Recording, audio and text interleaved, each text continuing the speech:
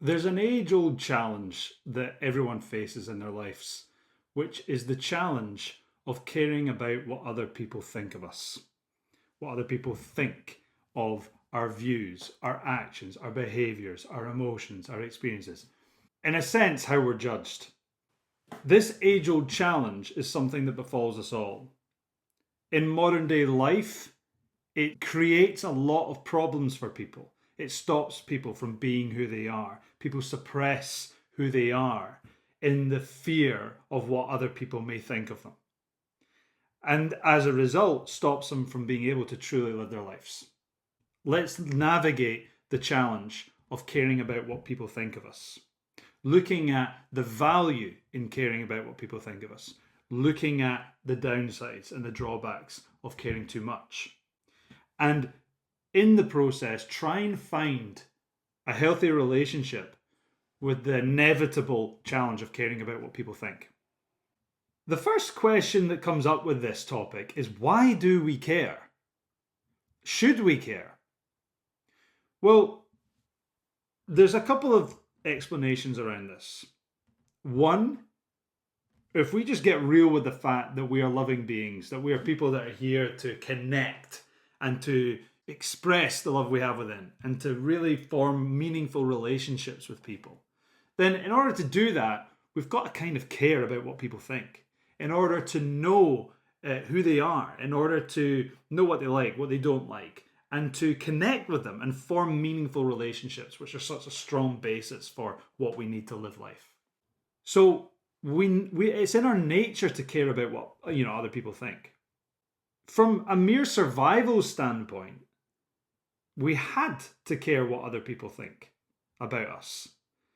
Our parents, for example, if it wasn't built into us to care what they think, then our ability to connect with them and to register what triggers them and what doesn't, for example, what behaviors that we make or things that we say triggers them, then it risks the wrath of those people, a disconnect from those people, and by default threatens our own survival from a young age. So from a survival standpoint, we've had to care what people think about us from day dot. In order to have those meaningful relationships that help us to thrive, we have to care about what people think. If you think about it, even from a business perspective, a sense of purpose perspective, if you are not caring enough about what people think in the world and what challenges they're going through and experiences that they have and what they think about those things, then how can you create something that can help solve their problems, which then gives you an avenue to earn income for doing something that makes a difference in people's lives? If you don't care about what people think, you're not going to care enough about what they need in order to make a difference in their lives and therefore have an avenue of income. If you don't care, what they think about your product, for example, then how are you going to be able to fine tune that product and make sure that it's as effective as it can be? You see what I mean? So from a survival and a thrival point, we have to care what other people think. The reason that this proves to be a problem, this problem of caring what people think, is that we can experience one of the primal fears that human beings have, which is the fear of rejection, of not being liked, not being loved for who we are. And that is a threat to survival and thrival. So it's a threat to us being able to truly live our lives. So it's understandable why we would fear rejection and why we would be more aware or care more about what other people think about us. Because what other people think can threaten that fear of rejection. In our fear of rejection, in our caring what people think about us, we can fall into two camps. The camp where we're constantly seeking praise and reassural. The camp where we're constantly trying to be liked. Make sure that we're liked by hearing praise. This camp tends to promote people who are very nice. The yes people, if you like. They're constantly saying yes to other people's needs. They're constantly trying to fulfill other people's needs. They're constantly trying to prioritize, other people's problems. And in the process, completely suppressing their own. and never really speaking their truth and never really being who they are, which is ultimately what they need in order to truly live. So in being so focused on having praise in their life and being liked by people as a result of the fear of being rejected by them, they by default create a life that is less meaningful, less inspiring, less fulfilling, might be safer in some respects, but doesn't really help them to truly live. The other camp is similar, really. It's just the other side of the coin, which is they have a fear of criticism. So they're constantly trying to avoid criticism, because criticism is validation that they're not enough, that they're not liked, that they're being rejected. And so the fear of criticism, or the trying to avoid criticism, promotes that need to find praise and to be liked and to surround yourself by people that are only going to ever tell you nice things about yourself, for example. Neither of these are conducive to survival and thrival long term. There might be moments where we have to put a mask on and try and avoid some criticism, or try and avoid risks of rejection, and try and seek some praise. And, I'm not saying that there aren't times to put a mask on, but both of these polarities of trying to avoid criticism and trying to seek only praise ultimately leads to the same place, which is inauthenticity, being inauthentic.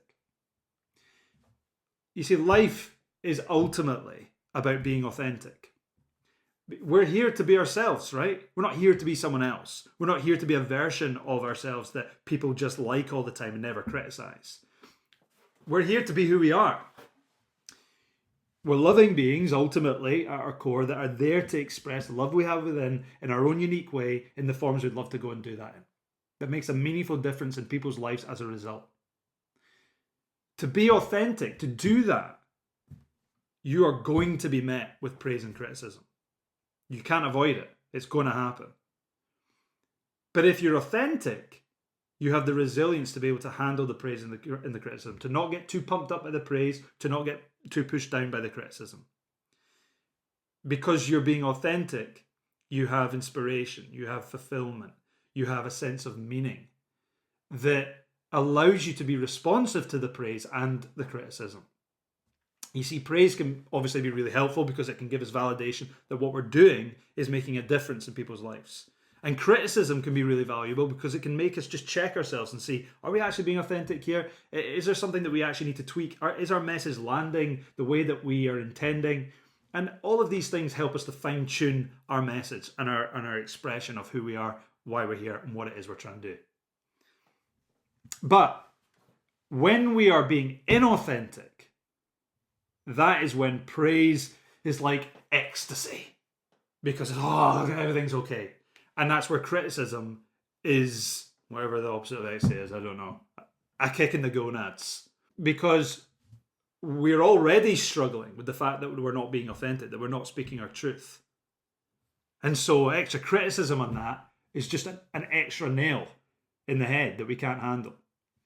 And so that's when we find ourselves being very, very volatile when it comes to praise and criticism, needy of the praise and reactionary to the criticism. Life is about being authentic in the midst of praise and criticism. So in order to truly live life, what I'm saying is we have to recognize the fact that we do care.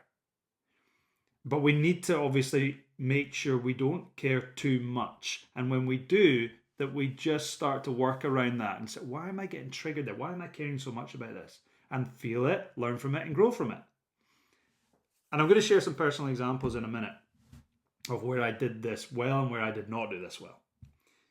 But in society, we are starting, it feels to me anyway, let me know what you think, but it feels to me that we're creating more, just like in the last episode where it was like this thing of like, yeah, just get on with it. And like this was like a badge of honor.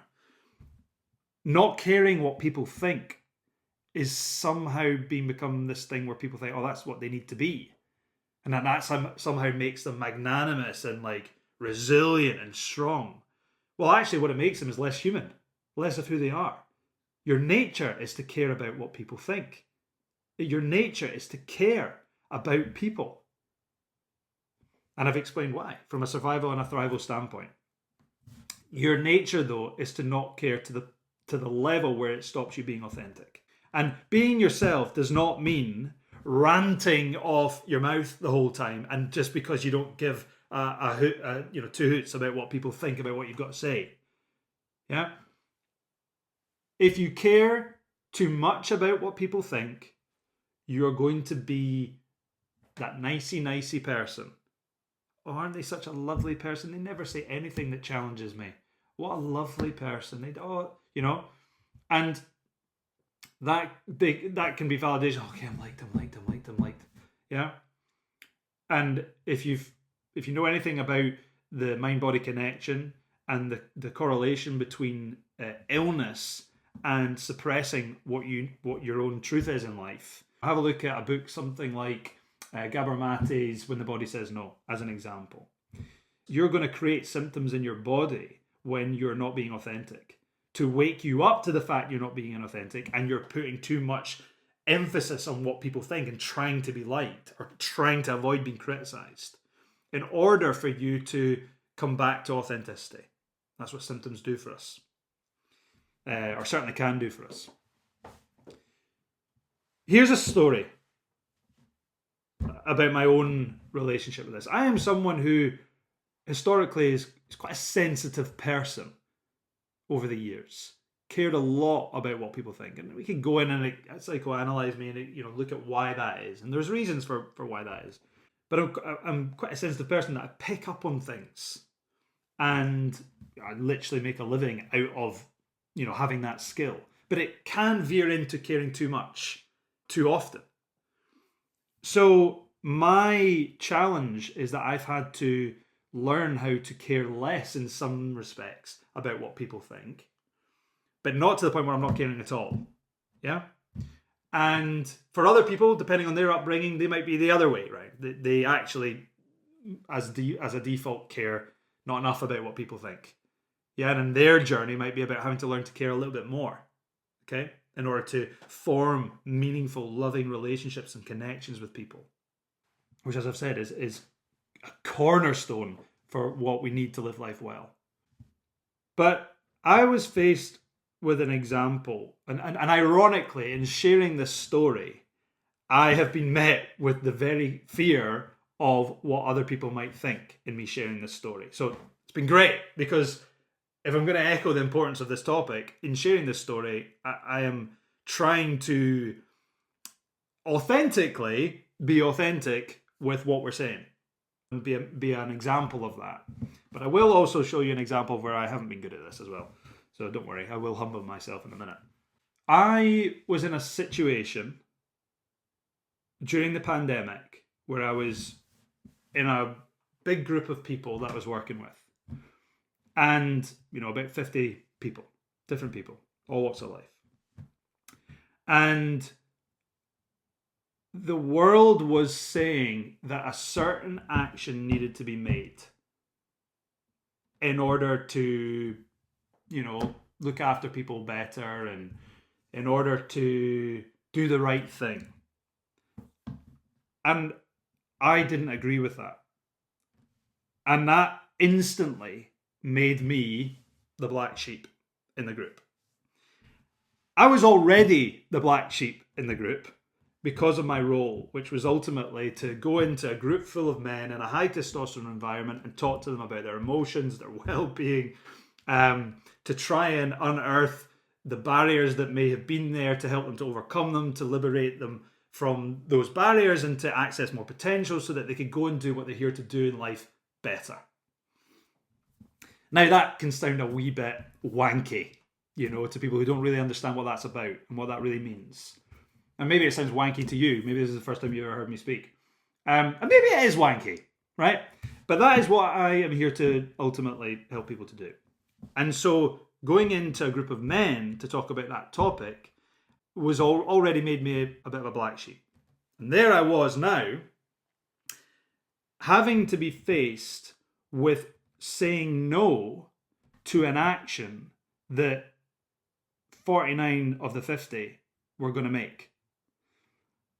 And I was terrified of what people would think about that, to the point where I tried to hide that as much as I could, because I saw how people like me who felt that the common decision was not right for them.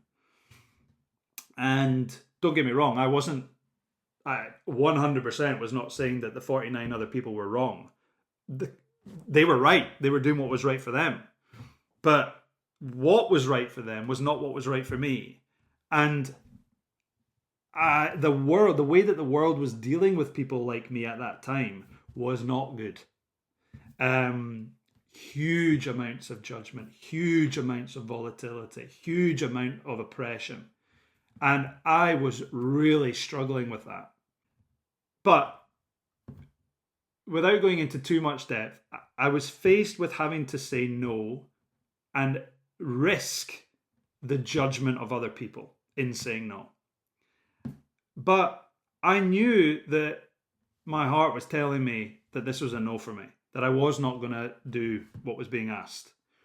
And I knew that my whole message in being there to help people with their well-being and people to be authentic involved them having to make tough calls, and all involved them having to risk criticism and judgment from other people. And if I wasn't willing to make that with this, then I wasn't being who, I was asking for people to be. I wasn't being authentic, in a nutshell. So it was very clear to me what I had to do. I had to say no, and unfortunately, I did have to share that with some people, and therefore feel the fear more of what those people may think of me making this decision. And I'm sure it didn't help the perception of me, whether that was to my face or behind my back. And I think that's human nature, right? If 49 people out of 50 are doing one thing, and the world is saying that one thing is the right thing to do, and you're the one that's not, I think it's understandable for people to criticize you, to question you at the very least. And so I'm not saying that that's not understandable if people did that, but being on the other side of it hurt and was difficult. And maybe some of it was worrying for, nothing. But the point is that in that moment, I had to risk criticism. I wasn't going to get praise for doing it, that's for sure. So there was zero prospect of praise, and there was a hugely high chance of criticism. And I had to, in that moment, follow my heart and be authentic and go, what is it that I feel? I had to care enough about other people, and like, look, am I not caring enough about people here? Like, is this me being selfish? You had to ask all these questions, and that's right to do. But ultimately, my objectivity to the situation was, this isn't right for me. And so I had to become that person who was the only person out of that group of 50 who chose that path. And whilst it wasn't easy to do, and whilst it, as I said, almost certainly influenced perceptions towards me of those who knew, or at least challenged their perceptions of me, I don't regret that in the slightest. And that's what I'm trying to say with this example, is that we've said that in life we need to be authentic in the midst of praise and criticism. And when we do, we can learn from criticism, and we can learn from praise as well, and have some resilience with that. And if you do that, you don't regret the decisions you make. I don't regret that at all. Did it influence potentially things that then went on thereafter? Who knows? But I know I made the right decision for me. And that's why I'm encouraging you to make sure you do too. Now, I've had another moment. I've had lots of moments where I have not been good at that. Many examples where I have not been good at this. Let's use a similar time. Okay. Whilst I was being authentic with that choice that I made, even though the world and the groups that I was in were telling me that that was wrong and that I shouldn't do that, and that made me a bad person, essentially. Whilst I was good at being authentic for that choice, There was another time when I was in a meeting with somebody and I wanted to say certain things, but I was concerned if I said those things and, in a sense, spoke my truth, I was worried about what that other person across the table would think of me and what actions may come about as a result of me speaking my truth in that moment.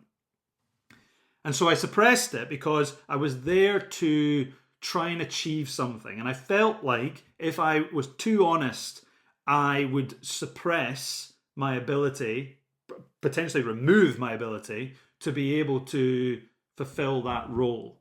So I didn't say the things that needed to be said, or that I wanted to say, should I say. And I really regretted that. And that played on my mind for a very long time because I was so frustrated at myself that I'd suppressed what needed to be said in fear of what somebody else thought of me, and fear of rejection in a sense. And I've integrated that. I've felt through that experience. I've learned from that experience. I've grown from that experience. And what I ultimately learned from it is what I'm really sharing, which is that don't let what other people think of you stop you from speaking your truth when you sense a need to do it. Okay? And as I will caveat again this point, it's not about ranting your mouth and just saying, I don't care what other people think, I need to speak my truth, I need to be authentic. No, there's a tact in saying nothing sometimes, in suppressing what you need to say. And maybe that was the right thing for me to do at that time. I think, well, it was the right thing for me to do at that time. It just so happens that it conjured up a lot of resentment in myself that I didn't say what I felt needed to be said. And I allowed a narrative to be built around that particular thing that we were talking about that I didn't think was fair. But as a result of that experience, I have learned that if I'm in meetings like that again, I do not, if I sense a need to say something, I make sure I say it. As long as it's authentic, as long as it's coming from my heart, then I need to say it. So don't worry if you have had many moments in your life, which you will have, where you have not spoken your truth, where you have not been authentic, where you have been worried about what people think about you, and as a result, haven't really done yourself justice. Because that happens. And we feel from those experiences, we learn from those experiences, and we grow from it. So look back at the times when you haven't been authentic, when you've cared too much about what other people think, and look at how it served you. My example, it served me because it taught me that in those meetings in future, don't do that. If you get chucked out the room or someone disagrees with you, you lose your job, you won't regret it because you spoke your truth. You'll never regret following your heart, is what I'm trying to say. So in conclusion, let's not try and build this misperception of what it means to be human and that we don't care. To be a great human, you don't give a monkeys about what anybody thinks about you. Just get real. Just be human. You do care about what people think. You do. You care about what your loved ones think. You care about people you're trying to help, what they think. I help people in clinical settings, right? As a chiropractor or a coach over the years. If I didn't care about what those people thought about the service I was providing, how am I ever going to improve that service? How am I ever going to actually check myself and know I'm actually providing any value here? Yeah, you've got to care. My God, you've got to care. I mean, are these people getting better? Do they feel they're getting better? You've got to care about those things. And you do, deep down you do care. As I say, we're loving beings, however cheesy that sounds. You're a loving being, and you're here to express that love within, and to make meaningful, loving relationships. And so, you're going to care about what people think if you're being authentic. You're not going to care about anything people think if you're being inauthentic. If you're just trying to be that, sign of masculinity or femininity that you feel that image portrays. But what you need to make sure is that you don't care, obviously, too much, but don't care, too little either, is my point.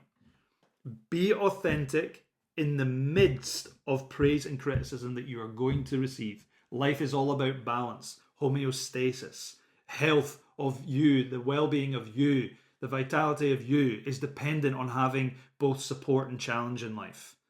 Okay? Positive and negatives, praise and criticism. You need both.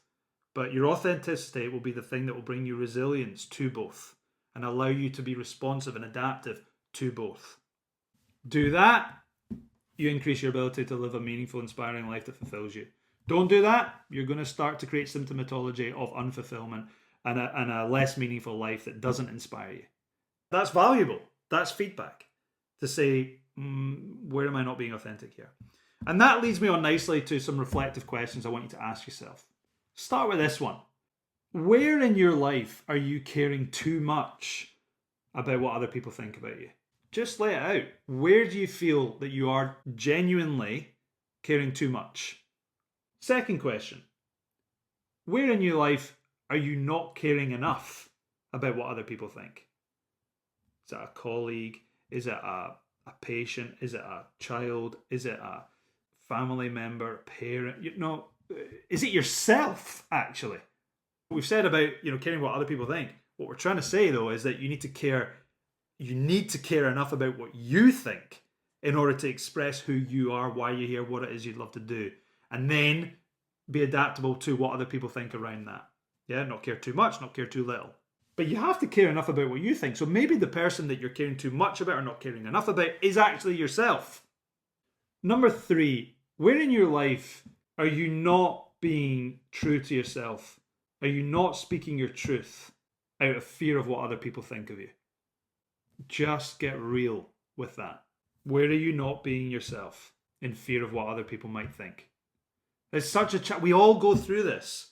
Yes, we're here to be authentic, but blinking heck, it's not easy when the world is trying to suppress our authenticity. It's trying to say fit in, fit in, fit in. You're not here to fit in, you're here to stand out. As a mentor of mine, Dr. John DeMartini, once said. And also said you need to let the voice from the inside be greater than the voices on the outside. Because people are going to, when you're being authentic, people are going to be triggered by that. Because most people are not being authentic. If you liken that, most people will be the followers, the sheep, who are trying to fit in. And I'm not saying that there aren't times where we need to do that, but that is a very generalized, it's a big generalization, but it's also an accurate generalization. Most people are fitting in because they're afraid to be themselves, because they've got the fear of rejection. And we all on some level have that. So ask these questions to help unearth, where are you being like that?